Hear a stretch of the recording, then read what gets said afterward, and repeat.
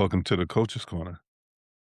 Today we're going to take a look at Stage 4, Topic 13, and the final episode in this arc, the strategic partnership transition from vendor to indispensable, and how to make the shift that changes everything. Stage 4 is the 100K to 200K, and it's us looking at the system stage. Here's what we're covering. 1, transactional versus strategic. 2, the indispensability gap. 3, what makes you indispensable? 4, the transition framework. 5, proactive guidance in practice. 6, avoiding the dependency trap. 7, depth indicators. And 8, why this matters in stage 4. This is the close to stage 4. Everything's been leading up to this, from solving problems to writing down the work, to going deeper with clients, to hiring in the right order. Now, we talk about the bigger shift, from transactional to strategic, from vendor to indispensable. Today, we'll cover what that looks like and how to know when it's happening. Transactional versus strategic. Transactional sounds like, thanks for fixing this. I'll reach out if I need you. That means one project, then silence. You wait to be called. You are replaceable. Strategic sounds different. What do you think about this? Before I decide, I want your input. That means ongoing work. You see what's coming, you're part of the thinking, and that shift changes everything.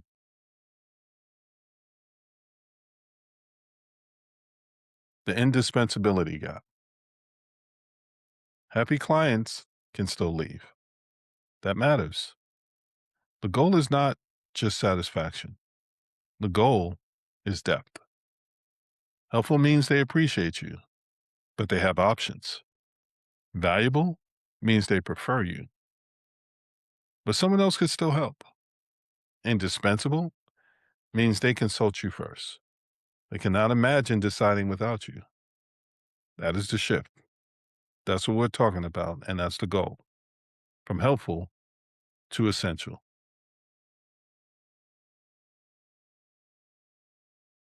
What makes you indispensable? 3 things create depth. First, unique insight. You see the patterns they miss. You ask questions they haven't asked yet. Second, deep knowledge.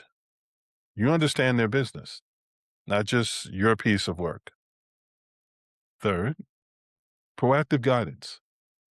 You don't wait to be asked. You speak up when something matters.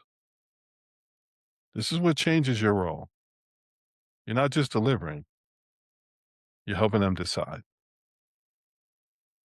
So, again, let's take a closer look at this. 3 elements that create strategic depth. 1, unique insights. You see the patterns that they don't. When someone is dealing with a problem, challenge, or struggle, they're mainly focused on that thing. It's blocking their view from being able to see anything else. Understanding a pattern is seeing something once, seeing it again, and being able to recognize, okay, it may not be the exact same thing, but it's similar enough to show me that there's a pattern there. And if there's a pattern, then there's something that needs to be corrected. And how do we correct it to make sure that this is something that you don't have to worry about again? So, again, I'll bring it back to there's reactionary solutions, which is solving the immediate problem. And then there's preventative measures of being able to recognize patterns that they don't and looking at ways to be able to address them. So you spot opportunities before they surface. You ask questions they haven't thought of. That brings us to 2, deep knowledge. You understand their business, not just your deliverable. That's really important because there are some people that only focus on the thing that they do, their part. But when you can show someone that you understand their business, that's when they start to ask you questions and ask for your input and ask for your insights. That's when they start to rely on you more. So when you know their challenges, goals, and blind spots, it helps. It opens the door for you to be able to have deeper conversations with them. And those deeper conversations, when you land on it right, open up the door for you to be able to be a strategic partner.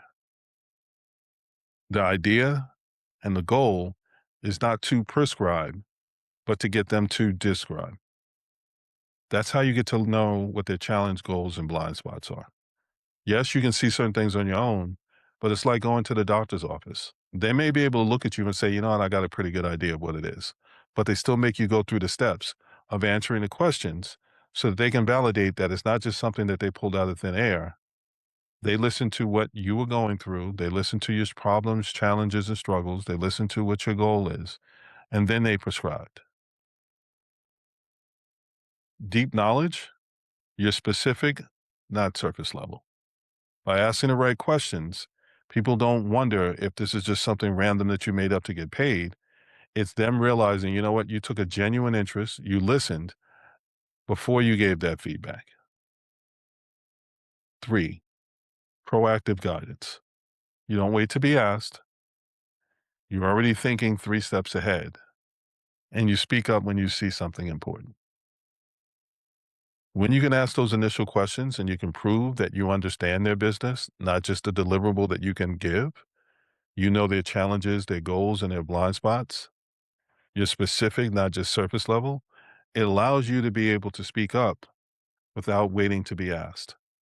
It allows you to be able to stay 3 steps ahead because, as the expert, you can see things that they can't see because they're distracted with the day to day. And it allows you to be able to speak up when you see something important and not just have them say, you know what, I appreciate the thought, but instead it's, I really appreciate you bringing that to my attention. And it shows them how well you know their business and how well you're able to help them avoid future problems that they could run into. In some cases, that saves them money. In other cases, that saves them time. Signs the relationship has made the shift. You can see the shift in clear signs. They bring you in before they decide. They introduce you to other key people. They share context you didn't ask for. They advocate for you internally. They refer back to past conversations. These signs matter. They show trust has depth. You're no longer outside the plan, you're becoming part of it. You're shaping decisions, not being told about them after they've been made. Your relationship is expanding beyond the original contact into their wider network. Strategic information flows to you before they see you as part of their planning, not just a vendor. They're explaining your value to their colleagues. You become part of their story. The relationship has continuity. You're not starting over. You're building on accumulated trust. Why this stage matters at stage 4. At stage 4, 100K to 200K, the next jump doesn't always need new clients. It often comes from deeper current relationships. New clients take time. They need trust. They need proof. Current clients already have both. When the relationship gets deeper, price becomes less central. The conversation changes. It moves from how much to when can we start. That is why depth matters. Let's take a closer look at this. The path to 200K runs through your current relationships, your current client roster. Again, acquiring new clients at this stage costs significantly more in time, energy, and trust building than deepening a relationship that already exists. Most founders are chasing the wrong growth lever. Focusing on the existing clients is going to get you brand champions, referrals, and case studies, things that you can use as leverage to be able to get other clients without working as hard to be able to get them. Strategic partners don't leave for a cheaper alternative. Vendor relationships are price sensitive. Strategic relationships are value anchored. At stage four, the shift from vendor to partner is also a shift from price competition to value retention. Someone saying they can do something for cheaper isn't attractive to someone that believes and trusts and feels like they've got a partner that they can actually rely on. Cheaping out in those situations normally comes back to haunt them. And then when they want to go back to that original person, trust has been broken. So there are some people that aren't willing to risk that. Indispensable relationships create margin, not just revenue. When a client can't imagine making a decision without you, price becomes a secondary consideration. The conversation changes from how much to when can we start. That's the revenue effect of strategic depth. Value and price go hand in hand, and they all come back to perception. People are willing to pay more when they understand the experience that they're going to get, when they trust it, when they know it's reliable. That's when they stop questioning the price because they understand what they're investing in. They know they're going to get a return on that investment. People question the price when they don't trust you, when they don't trust the results, when they feel like there's another option out there that could potentially be better. By being a strategic partner, by understanding their business and showing them you understand their business, it cuts back on the ability for someone to step in and have that kind of conversation and have it have any kind of weight.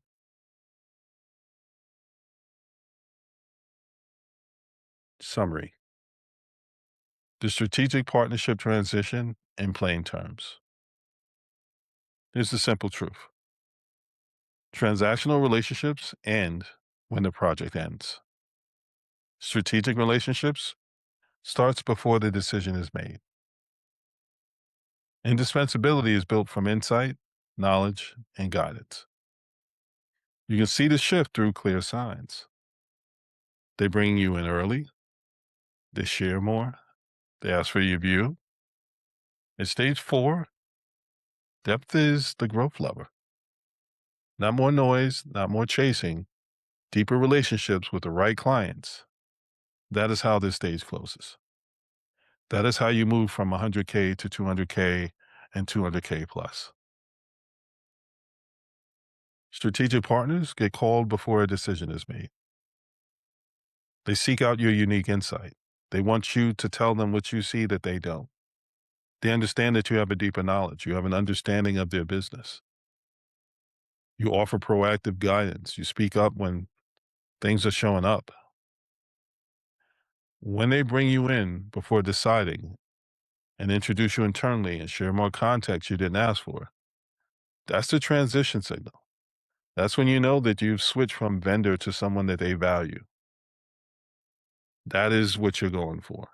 That helps you move the needle. That lets you know that you have a genuine brand champion. The path to 200K runs through your current clients, not new ones. There's a lot of people that chase the new clients and end up neglecting the ones that they already have. The people that have already been through the experience are your best form of lead generation because they've been through the experience. If you focus on being able to build them up, then you have someone that you can refer people to be able to get that recommendation. Then you have people that can explain what it is that you do, what the experience is like. Those brand champions speak for you in rooms that you're not in. Deepen a relationship that already exists. That's where the margin is. That's how you move from 100K to 200K plus. Hope you found this helpful. If you did, like, share, and subscribe. And again, this has been stage four. This is the arc, 100K to 200K. We're going to continue working through the revenue stages. The next one up is 200K plus. If you found this helpful, again, like, share, and subscribe. I will see you next time.